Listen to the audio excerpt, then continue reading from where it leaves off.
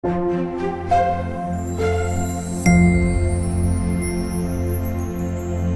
she's home, she goes out to meet her friends and comes home after 8. And the mom is up in arms. You should be in this house by 6 o'clock. And the girl is trying to say, but mom, when I'm away in university, you don't even know what I'm doing. I'm in another country altogether. You don't know whether I stay at campus, whether I'm actually schooling and all of that. The fact that you have trusted me to go out there and study and you're still paying my fees should be proof enough that even when I am here and I am out there, I can still take good care of myself. So we need to understand and respect this growth period that our children are in. This helps them in one way to realize where they are at, and then remember they want you to treat them like the adults that they are becoming.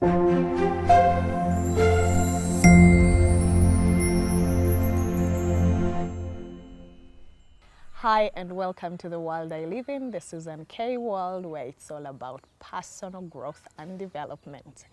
In today's video, I'll be sharing more of how you can connect with your teenage child. Well, before I get into the video, I want to remind you to subscribe, hit the notification button, do share, do comment, do like. We would love to hear from you. Share with us what you want us to share with us what you would like to hear about parenting, about spirituality, about family, about children, about career. We are here to help you. Remember that you are your own rescue. Well, in today's video, as I said, I just want to share about how to connect with your children, your teenage children. I am a mom of 4 and I have 2 teenagers. I have raised my niece and of course my son. They are way beyond their teenage age. But of course, in this journey of parenting, I have had, just like any other parent, struggles with raising my children. And what's important to learn is that at different phases of a child's growth, you meet different challenges. Of course, being a parent is already a difficult task. But being a parent to a teenager is way harder. It's just like any other relationship that needs trust.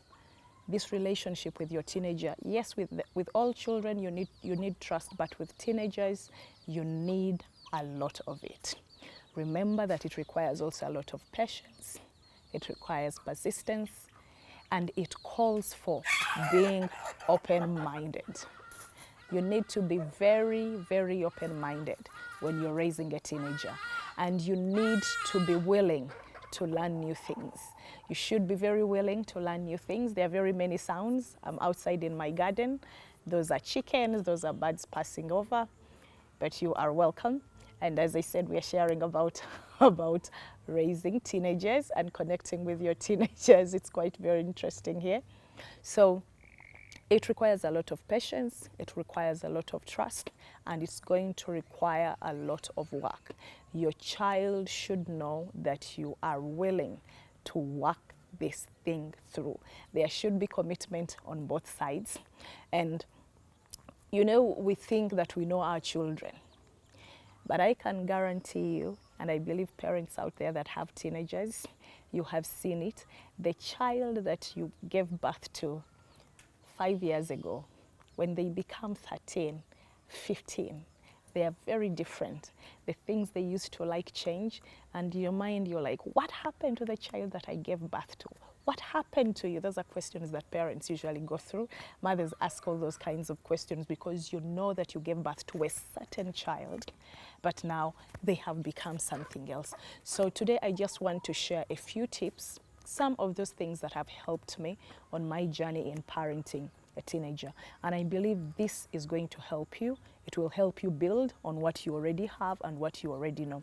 One of the key things, just like in any other relationship, is to listen and learn.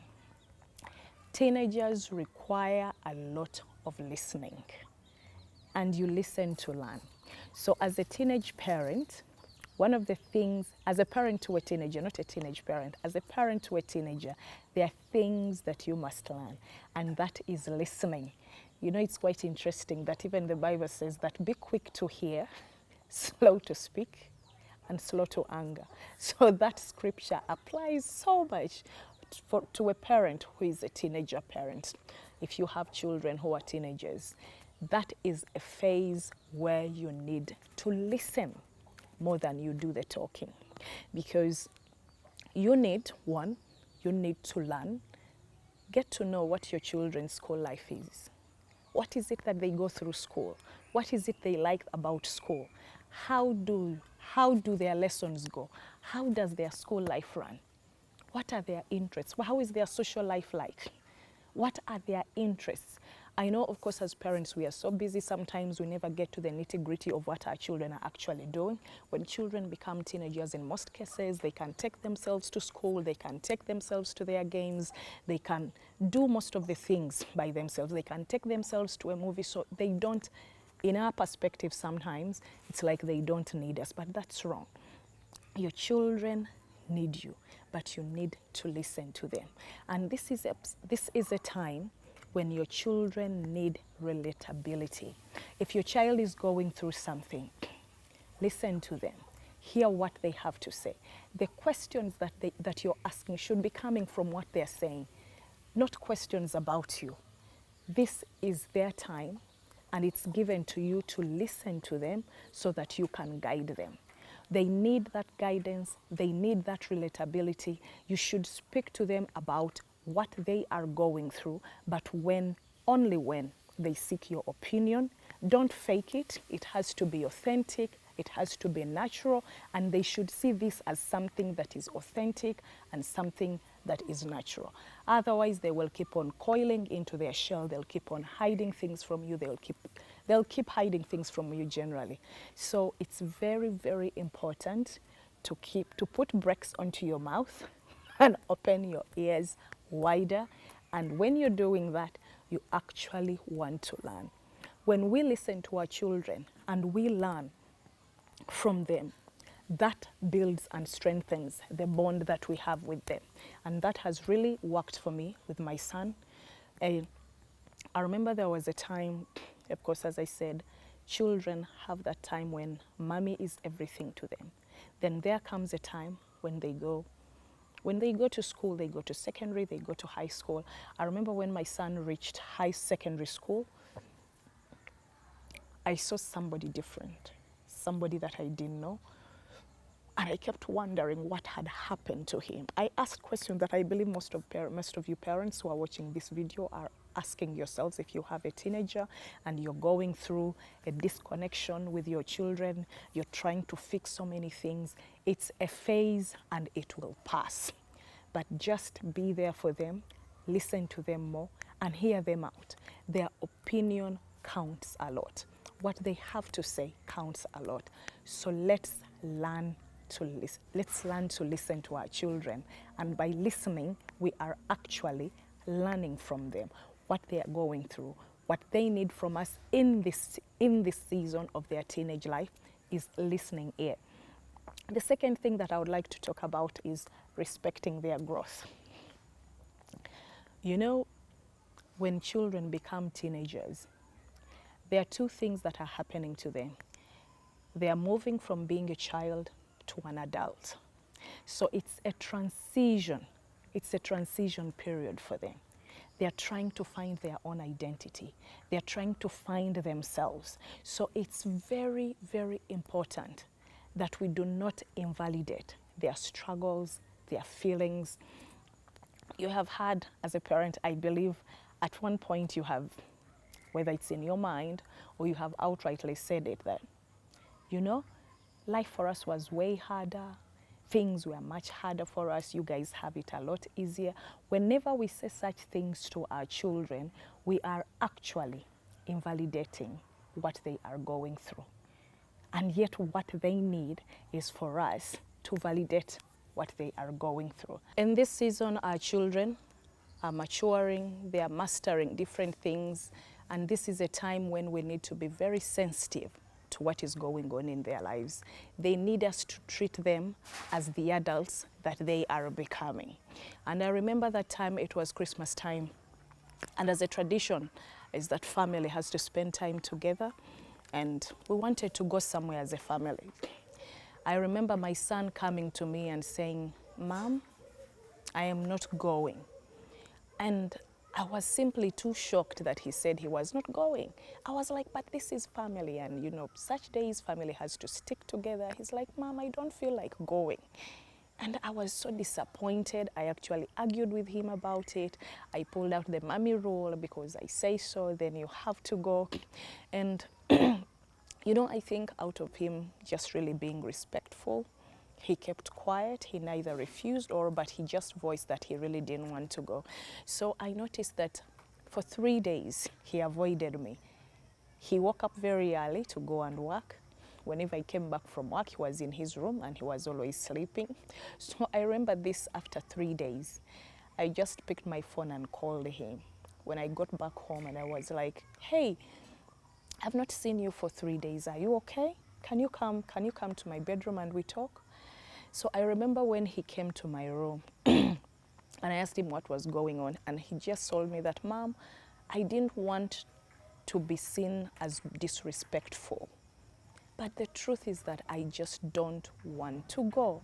I asked him why, and he said, "Mom, I just don't want to go." And it didn't make sense to me. I was asking him why. He said, "Mom, I just don't want to go." I was really disappointed, but I also had, those 3 days had given me an opportunity to think through. And the truth is that I had no answer, but I was like, the fact that he has decided not to go, then he will stay. But I was like, "You're going to stay here by yourself. Everybody's going to travel. You're going to stay here by yourself." And he said, "Mom, I'll be okay. Nothing is going to happen to me." And as I said, this is us respecting their growth. As teenagers, they are transitioning from childhood to adulthood. They are trying to find themselves, who they are, what they are becoming. So I reluctantly agreed that he would stay. And I remember when I reached where I went with my other children, he kept on calling us, telling us what he was going through, how happy he was. I remember him calling me and saying, "Mom, I actually cooked for myself lunch. I actually cooked food, I made sauce, I cleaned the house." You know, hearing that from him gave me a different perspective on why he had stayed. I realized that it was actually good for him. Here was knowing that he's going to university where there will be no one, he will be taking care of himself, so he needs to do all these things. A friend of mine was telling me a story the other day how he's having issues with his wife over their daughter. Here is a child who is at university. She studies from outside the country, but she has come back home. And when she's home, she goes out to meet her friends and comes home after 8. And the mom is up in arms. "You should be in this house by 6 o'clock. And the girl is trying to say, "But Mom, when I'm away in university, you don't even know what I'm doing. I'm in another country altogether. You don't know whether I stay at campus, whether I'm actually schooling and all that. The fact that you have trusted me to go out there and study and you're still paying my fees should be proof enough that even when I am here and I am out there, I can still take good care of myself." So we need to understand and respect this growth period that our children are in. This helps them in one way to realize where they are at, and then remember, they want you to treat them like the adults that they are becoming. It's a very respectful position for them. When they see us allowing them to do these things, they become free. They are able to share with us whatever is going on in their lives. The other thing that I would like to share with you, one thing that has really worked for me, is being supportive. Being supportive with your children means you'll be supportive both financially, physically, and emotionally. At this point, our children, remember, as teenagers, are going through a lot of struggles. That is when it's very, very difficult for them to open up. So you have to create that environment where they are free to open up to you, such that even in their most difficult position, they will think about you as the first person they should talk to about their emotional state, physical state. I remember one thing that I've always told my children is that I want, especially my teenagers, I've told them that I want to be the first person that you call, whether it's bad or good. If you got an accident today, you're driving a car, you knock somebody and they actually die, mommy should be the first person that you call. Why? That can only happen because you are open-minded, because you're free with your children, and that is one thing that every parent needs to build with their children. Have that connectivity, there's accessibility, we should support them. Doesn't mean that by you giving your child money when they need it, they will just open up to you. That money is a gateway for your children to open up to you. No. Sometimes you'll give them money and they will actually not open up to you, but that is you being supportive. Show up in their lives during their good and their bad days, and they should know that you are going to stay there. You're not running away. And they should know that they can count on you. You're not going to reject them, no matter what they are going through, however bad it is, no matter how you dislike it, you are not going to reject them. One other tip that I can share is making time for your children. We all have 12 hours in a day, 24 hours. You can create time for everything, just like you create time for all the other things. Create time for your teenager. That's why I said that it's important to know their interests. By creating time for your teenager, remember that during this season, as our children are transitioning, they actually need the love from us. They need that connectivity from us. They need time with us, but they want this time on their terms. That is what is interesting. They never want to be overcrowded, overshadowed. They don't want to be micromanaged. So they will want to spend time with you, but on their own terms. So one of the things I have discovered about my son is that he loves exercising. So I didn't need to go to a gym. I asked him to be training with me. And as I've shared this before in my other videos, by me doing something that he loves, you know, the fact that you get to him with something that he likes, it raises awareness in him that actually my mom cares about me, my dad cares about me. You want to spend time with him as him. Give your child that time. It's a one-on-one. That is what they are looking for. Out of all the other many children, does my parent have time for me? Me as me. So you get to spend time with them alone. So find a spot, watch a movie, go out with them, drive with them in a car by themselves. There are so many things that we can do to connect with our children. Those are a few of the things that I have seen work in my life as a mother of teenagers, and my relationship with my children is improving, and I believe your relationship with your children can grow and improve as well. The world right now is in a dark place. So just remember that your children need you to listen and learn. Your children need you to be sincerely supportive, be present, and when you are present, be there wholeheartedly and be there in their good times and their bad times. Your children need you to respect, your teenagers need you to respect their growth, that transition period from childhood to adulthood, and they would love for you to treat them as the adult that they are becoming with respect. And always look at the goods. Try to catch them doing something good and appraise them for that. Don't always look out for the negative things that they are doing, because as teenagers, they are bound to do so many things that will piss you off and feel like hitting the roof. I remember there was a certain time when I felt that everything was shaking, and the Lord just took me to the time when I was growing up, when I was a teenager. And I remember in my spirit, the Lord reminding me of what I went through and the person that I have turned out to be. So it's not that bad. That which you think, which you see, it's not that bad. Your children will turn out well. All you need to do is guide them, respect their space, and make time for them. Teenagers are not that difficult to handle, but we just need to learn how to handle them, just like we handle all other relationships at work, with our friends, even our children. We need to understand how best to relate with them, especially in their teenage years, where there's a lot of confusion, there's a lot of social media. By the time we were growing up, there wasn't as much information as there is today out there in the world.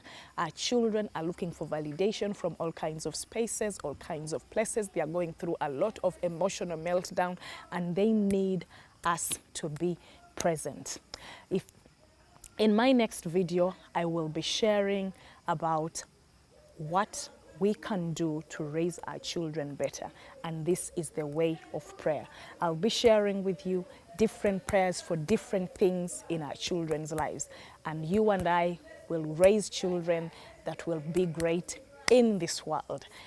Therefore, comment, share, like. Don't forget to hit the notification button. Don't forget to subscribe. See you in my next video. Remember that you are your own rescue. Bye-bye.